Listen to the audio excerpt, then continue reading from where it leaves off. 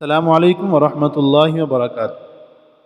آج کل ایک بیماری بہت زیادہ عام ہو چکی ہے، ہر دوسرے بندے کو دل کی بیماری لاحق ہے۔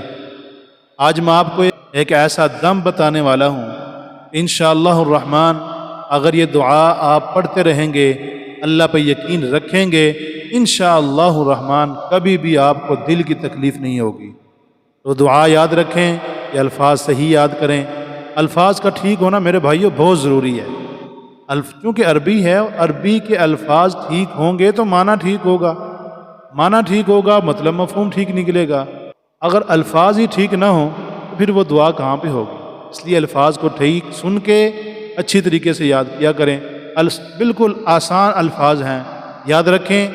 111 مرتبہ 111 مرتبہ دل پہ ہاتھ رکھ کے 111 مرتبہ یہ الفاظ کہیں، سبحان اللہ و بحمدہ، بس سبحان اللہ و بحمدہ، سبحان اللہ و بحمدہ 111 مرتبہ یہ پڑھیں، انشاءاللہ الرحمن کبھی بھی آپ کو دل کی تکلیف نہیں ہوگی۔